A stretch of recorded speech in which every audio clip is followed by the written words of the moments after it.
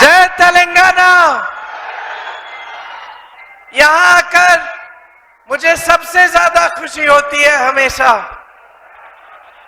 ఇక్కడికి వచ్చిన తర్వాత నిజంగా నాకు చాలా ఆనందం వేస్తోంది. నమస్తే తెలంగాణ. सबसे पहले मैं आपसे माफी चाहती हूँ, मेरा गला थोड़ा बैठा हुआ है, लेकिन कोशिश करूंगी कि पूरी तरह से आपको भाषण दूं। ముందుగా నేను మీ అందరినీ క్షమించమని కోరుతున్నాను. ఎందుకంటే నా స్వరం కొద్దిగా పనిచేయడం లేదు, కొద్దిగా వీక్ గా ఉంది. అయినప్పటికీ నేను చెప్పే ప్రయత్నాన్ని చేస్తాను. దయచేసి మీరంతా శ్రద్ధగా వినవలసిందిగా కోరుతున్నాను. श्री रेवंत रेड्डी जी,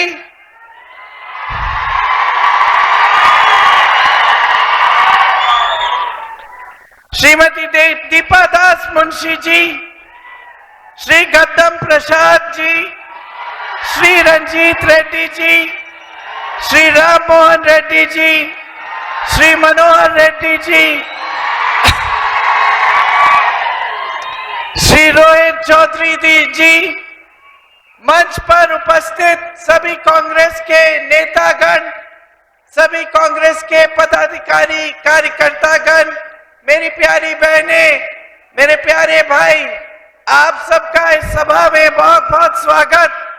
వేదిక మీద ఆసీనులైనటువంటి గౌరవ ముఖ్యమంత్రి గారికి, దీపాదాస్ మున్షి గారికి, శాసన సభాపతి గారికి, శాసనసభ్యుల వారికి, అదే విధంగా వేదిక మీద ఆసీనులైనటువంటి ఇతర కాంగ్రెస్ పెద్దలకు, ఈ కార్యక్రమానికి అసంఖ్యాకంగా విచ్చేసినటువంటి సోదర సోదరి మణులందరికీ కూడా సాదరంగా స్వాగతం పలుకుతూ ఉన్నాను. ये चिलकुरी बाबा जी की पवित्र धरती है, उनका मेरी तरफ से नमन। ये वो धरती भी है जिससे मेरे परिवार का एक पुराना और बहुत गहरा रिश्ता रहा है।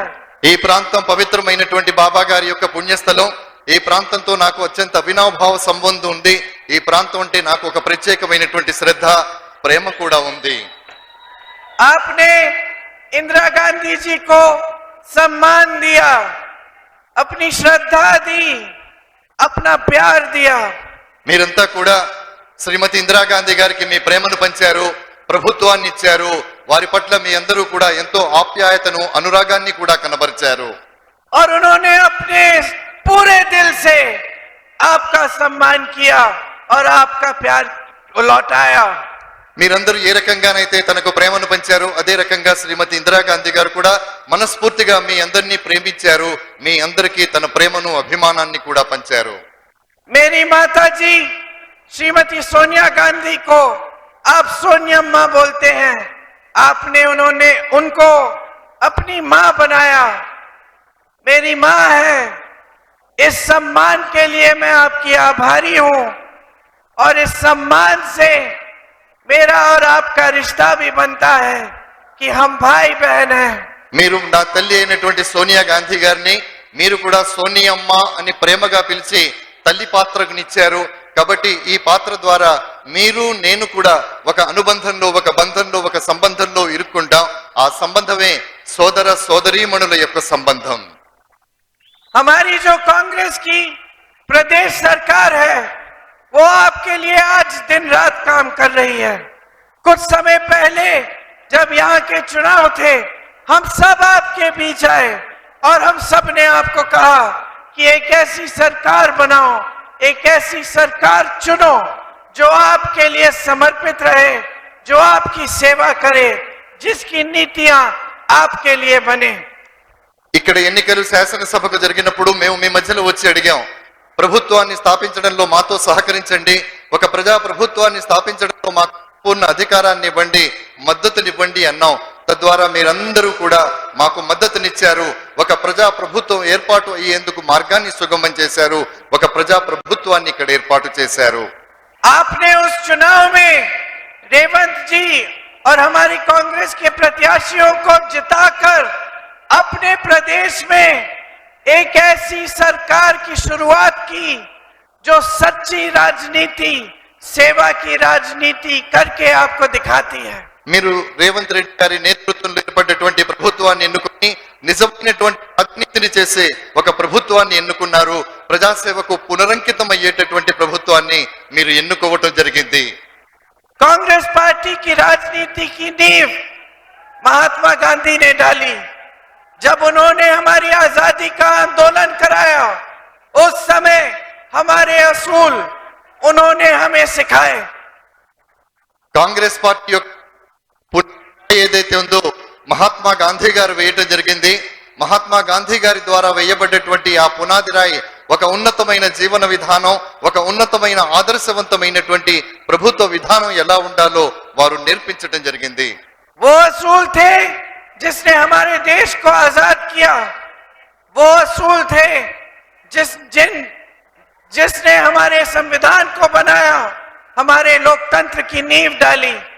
వారే ఈ ప్రభుత్వం స్వాతంత్రం సాధించడం కోసం వారు పరిపూర్ణమైనటువంటి ఒక మార్గదర్శకాన్ని, ఒక నివేదికను తయారు చేశారు.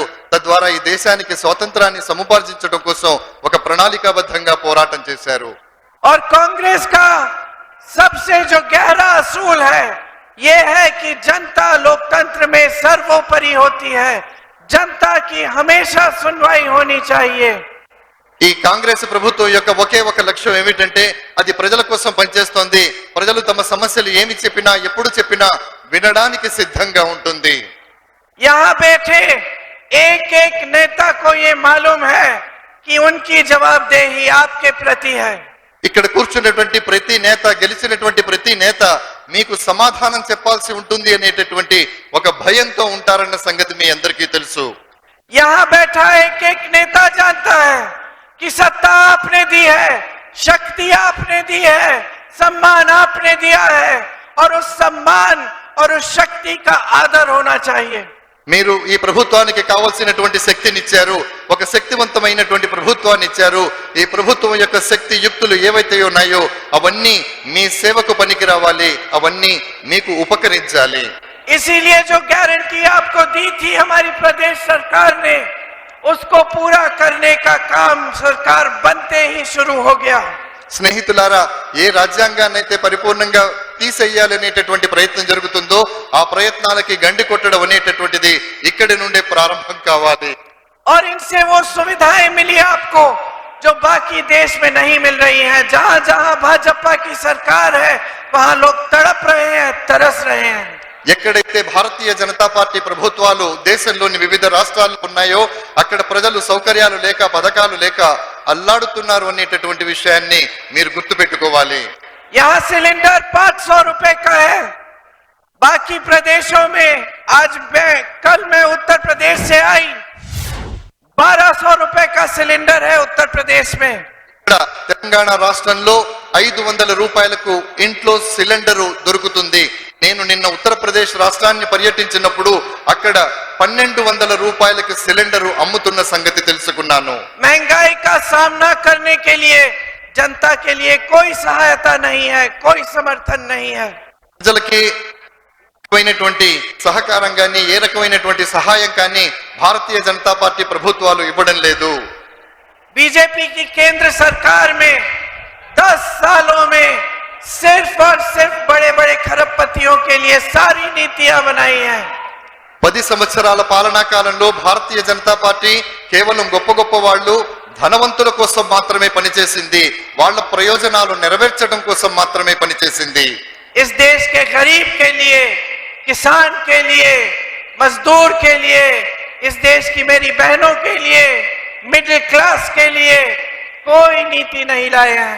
స్నేహితులారా, పేదల కోసం, వెనుకబడ్డటువంటి వాళ్ళ కోసం, నిరుపేదల కోసం, ముఖ్యంగా సోదరిమణుల కోసం, మహిళల కోసం, కార్మికుల కోసం, కర్షకుల కోసం ఆ ప్రభుత్వాలు ఎప్పుడూ ఏమీ ఎక్కడా చెయ్యలేదు.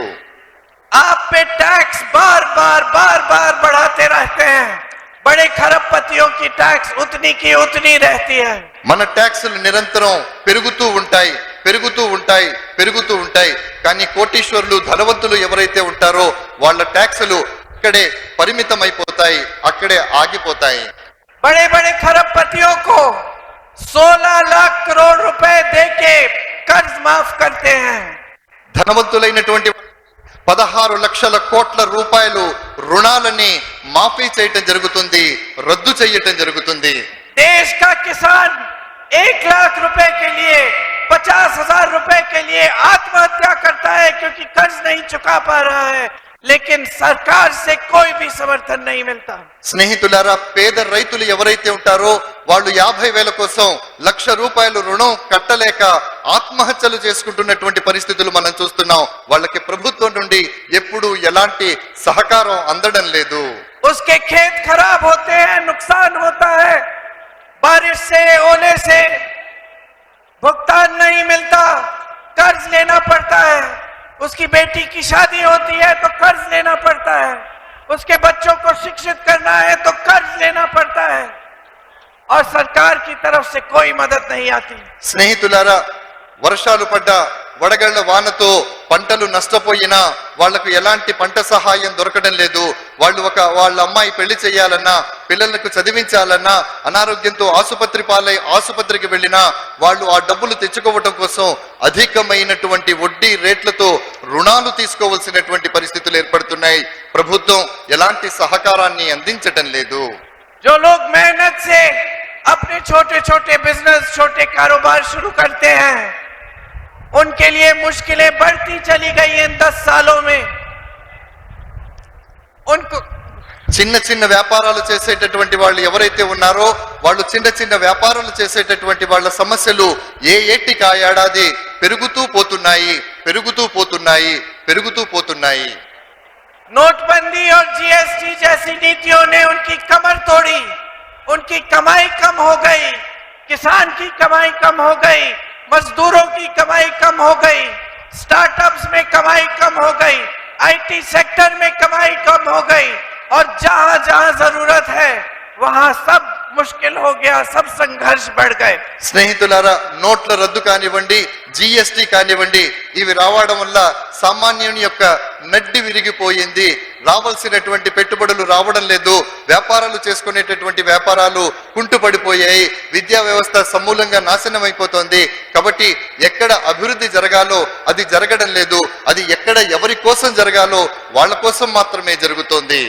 आपने पल्लमूरू रेंगारेड्डी प्रोजेक्ट के लिए नेशनल स्टेटस मांगा, आपको मिला? మన ప్రాజెక్టు కోసం ప్రభుత్వానికి డబ్బులు అడగటం జరిగింది, అది మనకు వచ్చిందా? చెప్పండి, వచ్చిందా? नहीं मिला. आपने IIM, केंद्रीय विद्यालय, मेडिकल कॉलेज, नवोदय विद्यालय मांगा, इनमें से एक भी आपके क्षेत्र में आया? IIM, మెడికల్ కాలేజ్, నవోదయ లాంటి విద్యా సంస్థలు మన ప్రాంతానికి కావాలని మనం ప్రభుత్వాన్ని అడిగాం. ప్రభుత్వం మనకి ఎప్పుడైనా ఇచ్చిందా? आपने फंड्स में अपना हिस्सा मांगा, बाढ़ से राहत के लिए मुआवजा मांगा, आपको मिला? మనం మన సంక్షేమం కోసం ప్రభుత్వం ఇవ్వవలసినటువంటి పథకాలను మనం అడిగాం, మనకు రుణమాఫీ కావాలని అడిగాం, కానీ ప్రభుత్వం ఎప్పుడైనా మనకిచ్చిందా?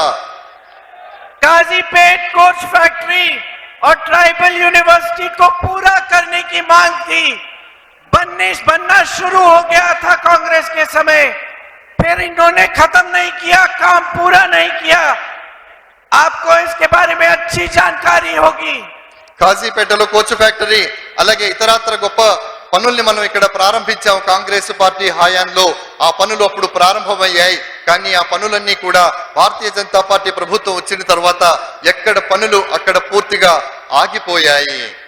आज देश में सबसे ज्यादा बेरोजगारी है. 45 सालों में 70 करोड़ लोग बेरोजगार हैं. 30 लाख सरकारी पद खाली है केंद्र में. ఈ రోజు దేశంలో 70 కోట్ల మంది నిరుద్యోగులు మనకు కనబడుతున్నారు. అయితే కేంద్రంలో 30 లక్షల ప్రభుత్వ ఉద్యోగాలు ఖాళీగా నిర్వీర్యంగా అక్కడ ఉన్నాయి. पिछले 3 सालों में देश की जनता की बचत 9 लाख करोड़ रुपए कम हो गई. 9 లక్షల రూపాయలకు పైగా ప్రజల యొక్క రుణాలు పెరిగిపోయాయి. बड़े बड़े खरबपतियों की टैक्स कम हुई और इनकम टैक्स बढ़ गई. పెద్ద పెద్ద కోటీశ్వరులు, ధనవంతులు ఎవరైతే ఉన్నారో వాళ్ళ యొక్క ట్యాక్సులు పూర్తిగా తొలగించబడ్డాయి లేదా తగ్గించబడ్డాయి. కానీ ఎవరైతే పేదవాళ్ళు ఉన్నారో వాళ్ళ ట్యాక్సులు, పన్నులు నిరంతరం పెరుగుతూ ఉన్నాయి. इस देश के एयरपोर्ट, इस देश के बंदरगाह, इस देश का कोयला, इस देश की बिजली, बड़ी बड़ी सरकारी कंपनियों की सब्सिडी, सड़कों के ठेके सब इन बड़े बड़े खरबपतियों को दे दिए गए। స్నేహితులారా, ఈ దేశంలో ఉన్నటువంటి విమానాశ్రయాలు, నౌకాశ్రయాలు, బొగ్గు గనులు, విద్యుత్తు ఇవన్నీ కూడా పెద్ద పెద్ద కంపెనీలకు ఇవ్వటం జరుగుతోంది. పేదవాడికి ఉండేటటువంటి లావాల్సినటువంటి అన్ని ప్రయోజనాలు కూడా దీని ద్వారా తరలిపోతున్న సంగతి మనమందరం గుర్తుంచుకోవాలి. इनका टैक्स कम होता है, इनको 16 लाख करोड़ रुपए के कर्ज माफ होते हैं और आप ए टैक्स भरते हो। వీళ్ళకి 16 లక్షల కోట్ల రూపాయలు అంటే ధనవంతుల యొక్క 16 లక్షల కోట్ల రూపాయలు రుణాలు పూర్తిగా తీసివేయబడతాయి. अडानी अंबानी टैक्स आप भरते हो। అదానీ అంబానీ యొక్క పన్నులు ట్యాక్స్ ఏదైతే ఉందో అది మీరు చెల్లిస్తూ ఉన్నారు. आपकी सारी संपत्ति 2-3 बड़े बड़े खरबपतियों को दी जा रही है आपके आंखों के सामने। మన యొక్క పూర్తి సంపద ఏదైతే ఉందో దేశంలో ఉన్నటువంటి కేవలం 2 లేదా 3 కోటీశ్వరులు ధనవంతులైనటువంటి వాళ్ళ జాబితాలోకి వెళ్ళిపోతోంది. सारे टीवी के चैनल, सारी मीडिया इन्हीं खरबपतियों ने खरीद रखी है। దేశంలో ఉన్నటువంటి పెద్ద పెద్ద మీడియా సంస్థలు, పెద్ద పెద్ద కంపెనీలు ఇవన్నీ కూడా వాళ్ళ చెప్పు చేతల్లోకి వెళ్ళిపోయాయి. आपको सच्चाई दिखाई भी नहीं देती। మీకు వాస్తవం ఏదైతే ఉందో అది తెలిసేటటువంటి అవకాశం లేకుండా పోతోంది. सिर्फ बड़े बड़े मंच, बड़े बड़े इवेंट, बहुत बड़े बड़े प्रोग्राम दिखाई जाते हैं। కేవలం మీకు పెద్ద పెద్ద ప్రాజెక్టుల ద్వారా పెద్ద పెద్ద కార్యక్రమాలు జరుగుతున్నట్టుగా పెద్ద పెద్ద కార్యక్రమాలు ఇవి మాత్రమే మీకు చూపించబడతాయి.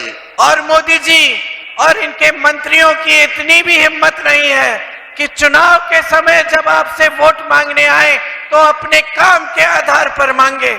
ఈ మోడీ గారు వారి యొక్క మంత్రివర్గానికి చెందినటువంటి సహచరులు వీళ్ళు ఎప్పుడైనా ఇప్పుడు ఈ మధ్య కాలంలో మీ దగ్గరికి ఓటు అడగడానికి వచ్చినప్పుడు మీరు వారిని ప్రశ్నించండి. 10 साल पहले कहा था सबका साथ सबका विकास, आज कह रहे विकसित भारत 2047 में। స్నేహితులారా, సబ్కా సాత్ సబ్కా వికాస్, అందరితోటి అందరి యొక్క వికాసం అనేటటువంటి నినాదంతో వారు వచ్చారు. కానీ 10 సంవత్సరాల తర్వాత మనం చూసినట్టయితే ఎవరి వికాసం జరిగింది, ఎవరి సహకారంతో జరిగిందో అర్థం చేసుకోవాల్సిందిగా మిమ్మల్ని కోరుతూ ఉన్నాను. इनके नेता कहते हैं देखिए मोदी जी का विजन क्या है, 2047 तक सोच रहे हैं। मैं तो इनसे कहती हूं अरे कल और आज का सोच लेते, 10 सालों में एक दिन का सोच लेते कि किस तरह से इस देश की जनता कमा रही है, क्या संघर्ष है आपके, तो आपको सुविधा मिल जाती। రాబోయేటటువంటి 20-25 సంవత్సరాలలో జరగబోయేటటువంటి విషయాల్ని గురించి మోడీ గారు ప్రణాళికలు చెబుతూ ఉంటారు. కానీ ఈ వేళ రేపు ఏం జరుగుతుందో తెలుసుకునేటటువంటి అవకాశాన్ని వారు ఎప్పుడూ వినియోగించుకోరు. ప్రజలు ఎలా బ్రతుకుతున్నారు, ప్రజల జీవన విధానం ఎలా ఉంది అని తెలుసుకునే ప్రయత్నాన్ని వారు ఎప్పుడూ చేయలేదు. ये आपके सामने चुनाव के समय आते हैं और सिर्फ धर्म की बात करते हैं, सिर्फ आप में फूट फैलाने की बात करते हैं ताकि आप एक दूसरे से अलग हो जाएं। వీరు ఎన్నికల సమయంలో మీ మధ్యకు వస్తారు, కేవలం ధర్మానికి సంబంధించినటువంటి మాటలు మాత్రమే మాట్లాడతారు. ఈ మాటలను మాట్లాడడం ద్వారా మనలో విభేదాలు సృష్టించేటటువంటి ప్రయత్నం చేస్తారు. మనమందరం విడిపోవాలి అనేటటువంటి ప్రయత్నాన్ని వారు చేస్తారు. सच्चाई ये है कि इनकी राजनीति की शुरुआत भी यही है और अंत भी यही है, और कुछ है नहीं इनकी राजनीति में। వీరి యొక్క వాస్తవం ఏమిటంటే వీరి యొక్క ప్రారంభం కూడా ఇక్కడే ఉంటుంది, వారి యొక్క ముగింపు కూడా అక్కడే ఉంటుంది. అంతకు మించి వారికి చెప్పడానికి ఇంకా వారి వద్ద ఏమాత్రం విశేషాలు లేవు, ఏమాత్రం సబ్జెక్టు లేదు. इनकी पूरी विचारधारा यही है कि किसी भी हालत में सत्ता अपने हाथों में रखनी है और सत्ता जनता के जज्बातों के आधार पर लेनी है। స్నేహితులారా, వీరిది ఒక్కటే ప్రధానమైనటువంటి లక్ష్యంగా వీరు ముందుకు సాగుతారు. ఏది ఏమైనప్పటికీ కూడా అధికారం తమ చెప్పు చేతల్లో ఉండాలి.